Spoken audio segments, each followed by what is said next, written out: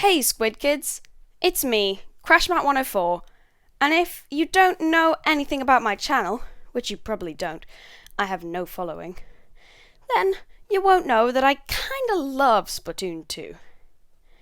And what better way to show that than to produce a video telling the world, or the 3 people who watch this video, everything I love about Splatoon 2 in a fantastic ordered list. First up, Splatoon 2's original story mode, Hero Mode. And the first point. Number 1. All the fun level gimmicks, whilst basic, all feel like they fit within the Splatoon universe and are great to interact with. Sponges, giant squeegees, those bowling ball things, I love them all. Number 2. If there's one thing in Splatoon 2 I can't get enough of, it's lore. And you know one major source of fun lore? Sunken Scrolls! The only thing they could do to improve them is have a reward for collecting all of them. Number 3. Kettles are so random and amazing that I just have to include them. And the ones set at night have a kind of quiet majesty. Number 4. The opportunity to interact with the Squid Sisters and see them is great. I didn't have the first Splatoon game. Or, well, I did have it, but I didn't play it that much. So, having the opportunity to see them in Splatoon 2 is not something to be missed. Number 5. On a similar note, the Agent 4-Act Factopedia is something they really didn't have to add, and sometimes it makes you realise how much of a noob you are. But it's still a fun way of learning about your play habits. Number 6. The final boss of Splatoon 2's Hero Mode was epic. You just gotta admit it. I will not accept anybody with a differing viewpoint. Number 7. Gaming is a fun hobby, but one negative thing about it is that most of the time you need to be in your house, or if not, have an internet connection. But with Splatoon 2, you can still get your Splatoony goodness no matter where you are, even without Wi-Fi, in Octo Canyon. Next, we'll be moving on to things I love about the second story mode, Octo Expansion. Number 8. The story of Octo Expansion is not overly complex, but it didn't need to be. It just needed to facilitate great characters, great gameplay, and weirdly high amounts of the number 8. Number 9. The characters and dialogue of Octo Expansion are just amazing. Everything is perfect to the T, and in a lot of respects realistic too, even if I would rather not have to be reminded of racism's existence when I am playing my slightly escapist octopus game by Captain Cuttlefish's microaggressions. Number 10. The stages with such unique ideas, like, for example, the one where you play 3 in a row, Swass 8-ball station. 11. The large amounts of lore revealed in the chat logs and the dialogue are great. As I mentioned earlier, I do love me some lore. Number 12. In a similar vein, Hikara Walker, if you haven't heard of it, is a massive lore dump of a magazine with concept art and stuff for Octo Expansion, with the design and cover based on the magazine you can see in the Deep Sea Metro train car. Some of it has been translated, and even just looking at the images is amazing. Number 13. Even more non-gameplay related stuff, memcakes are beautiful. They looks pretty, and the poems are neat. I give it a high number out of 10. Number 14.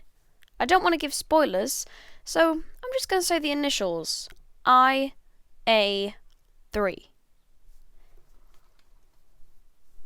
Number 15. Now, Splatoon 2 does have some waifu wars, and everybody has to have an opinion. And also, my opinion is the correct one, so everyone should have the same opinion as me. Marina is best girl. She is kind, she does the more important part of the music, all the instruments. Oh yeah, and as a side note, my favourite Squid sister is Marie, and Tide Goes Out is amazing. 16. Octo Expansion could have easily been an isolated story without connections to the rest of the game, but they weaved the story in with lore consistent with the past, and the story is all the better for it. I won't spoil the main link though. And now for everything I like about the final non-PvP mode, Salmon Run. Like exercise, but with fish. Number 17. This is probably the smallest thing in this entire list, but just look at the Salmon Run rank names. Intern, and you're almost unpaid. Go-getter? How can you not like that? And professional is exactly what you would expect from Splatoon 2. 18. The grind in Splatoon is long, and if you only play PvP, then it's even longer, but thankfully, in Salmon Run, The rewards are well worth the effort of obtaining them. And it has goddamn ability chunks, people. The grind for those is insane. Number 19. Salmon Run bosses can be frustrating, sure. But two things about them that you can't complain about are the designs and the variation. Each boss is clearly designed so you can see where is going to hurt you and where is not, and you can easily differentiate between them. And each boss is very different from all the others in design and in gameplay. Number 20. Speaking of design, do you ever look at the tutorial fact book, the Salmonid Field Guide? Because I can tell you that if you do, you're in for a treat. The drawings of each of the salmonids are well done and fit the theme, and most of the descriptions have a little lore attached to them as well. Number 21. Splatoon 2 with its lore is pretty good for theories already, but a character with an intentionally hidden identity? That is perfect for theories. And along with a raspy voice, there are many characters who could be Mr. Grizz. Although I think it's Bamboo Hat from the manga, because you can see her carving out Mr. Grizz's bear. Number 22. Much of Splatoon 2 is filled with a bombastic kind of feeling, edged on by the visuals and gameplay.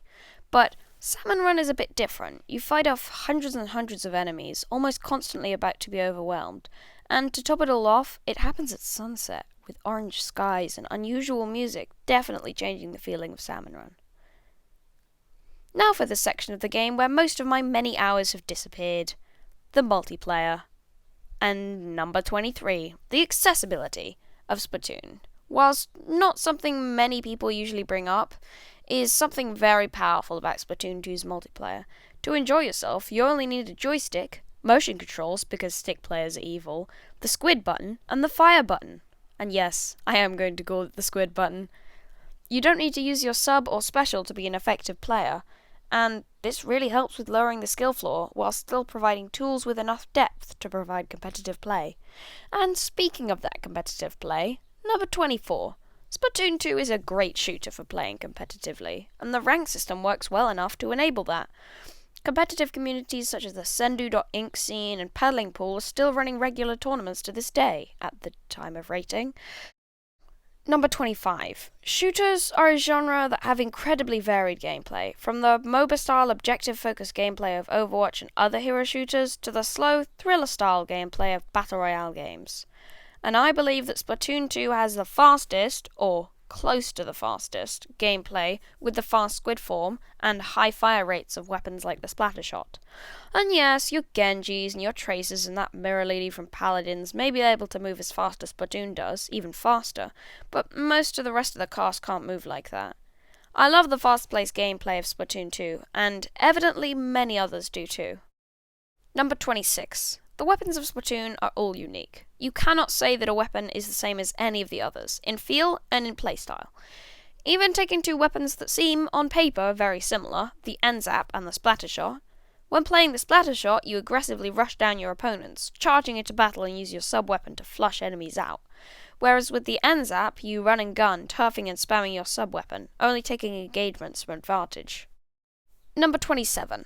The stages in Splatoon 2 are mostly balanced, and all of them have fun designs that reveal something about the Splatoon universe. Even the training area, if you use the Inkjet to super jump, reveals the slightly less exciting areas of Inkling Society. Number 28. The unique mechanics of Splatoon 2 are just amazing. Fighting at close range, dodging around with squid form, and using sub-weapons and turf control carefully is way more exciting than drinking heal juice and not dying. Number 29. Splatfests are great. They take away mechanics and they don't really have a purpose, which competitive players don't like, but I'm not that amazing at the Squid Games, so I just love them. The fun music and stages with crazy gimmicks, the nighttime setting, and the friendly rivalry, even though the question is not which do you prefer, it is which came first, damn it! There are a few things that don't fit into any of the categories I've created, so I'm just going to put them here. This isn't the final section though. Number 30. The unique setting of Splatoon 2 is crazy and different and incredibly Nintendo. Squid Kids, the only mammals left being two cats, society being based around some kind of idolized fax machine, it's perfect. Number 31. Though Wii U always had a more social element to it with Miiverse, and Splatoon 1 was an outpost of that. It's nice that they preserved that in Splatoon 2 with the lobby posts. even if it is a bit more limited. Number 32. Hey look! Paul! Oh god, no! Get away from me! Uh, so now Paul is holding me hostage at gunpoint, and I'm kind of obliged on threat of death to say that my favourite part of Splatoon 2 is Paul. Now, could you please get away from me? Okay, I think he's gone now, so we can move on to the final category, the music of Splatoon 2. I'm gonna kind of quickfire these off, because the only proper way to explain it is by listening to them. So look up the songs and listen to them, unless you already did like me. The energizing beats of the multiplayer music help exacerbate the feeling of chaotic teamwork. The unusual sound of the Salmon Run music is something I'd never heard before, and I like it. The fun samples of Turquoise October's music really fit with the feel of Hero Mode, and are just a little bit ridiculous. The vaporwave sound of Mizuta Ahato's music is the best bit of Splatoon 2's music for listening outside of Splatoon 2. The off-the-hook music. No, I don't need to give more detail. You need to give more detail. Similarly to Mizuta Ahato's music, the minor music like New You from the Gallery and the Octo Canyon First Area music are also good for listening to outside of Splatoon. And now, to end off the list nicely, Spicy Calamari Incantation, whilst it may not have some painful associations, is still a very good tune. That is everything I love about Splatoon 2, from the gameplay, to the music, to the community. I probably love more things about this game, and just didn't think about them at the time of writing. Remember to like and subscribe if you enjoyed the video, and bye Squid Kids.